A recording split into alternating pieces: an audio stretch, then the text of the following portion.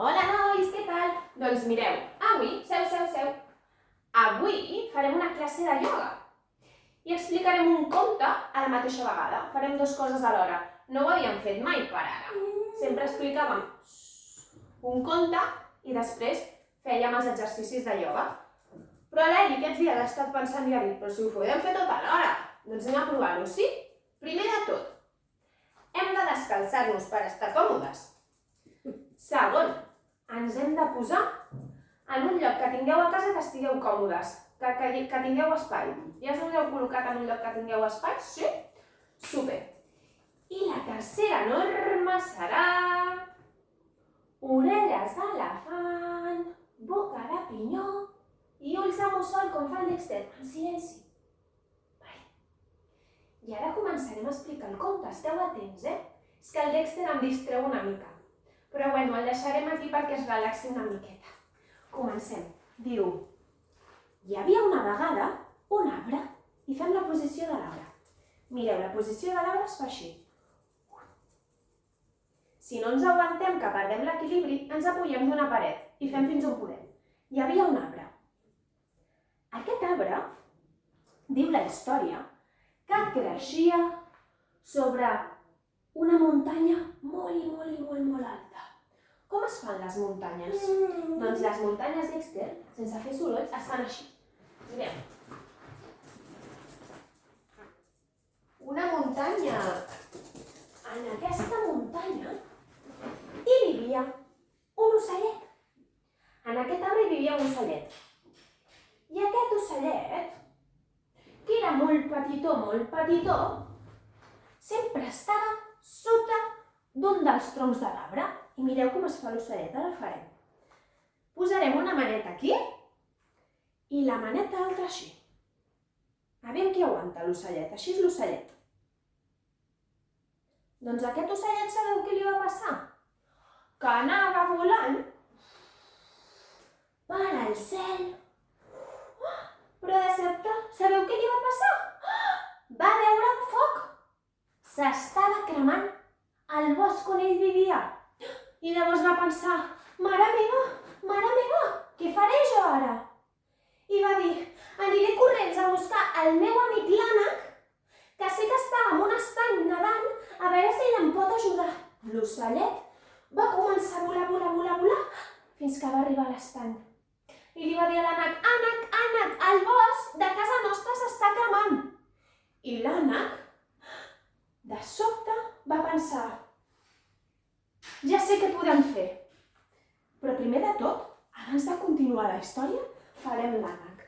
L'ànec es fa així. Esteu fet tots l'ànec? Sí, ja us veig, que ho esteu fent superbé.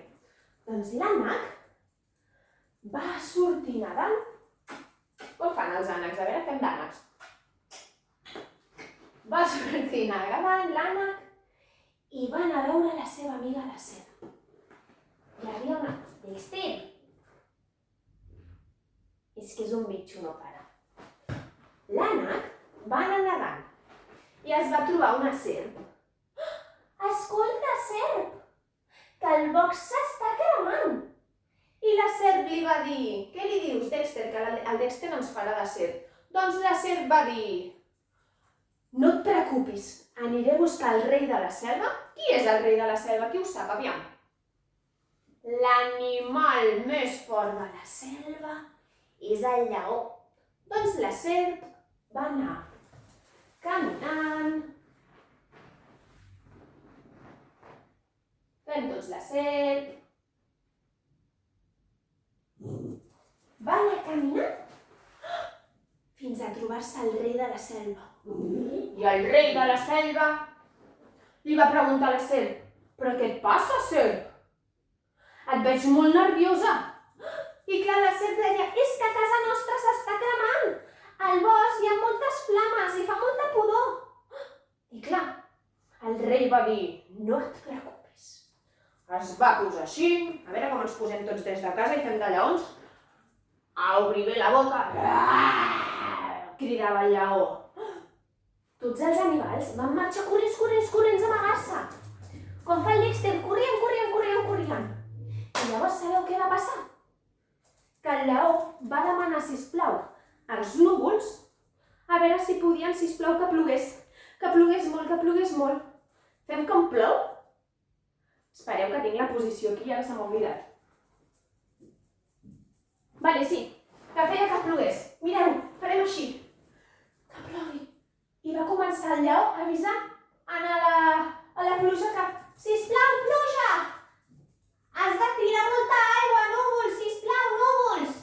I els núvols van començar a tirar aigua. A veure com tots fem el soroll de la pluja.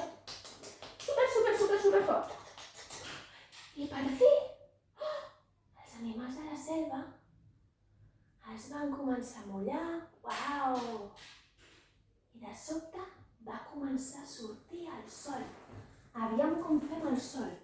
Ben gran i brillant i molt contents. I conte contat, aquest conte s'ha acabat.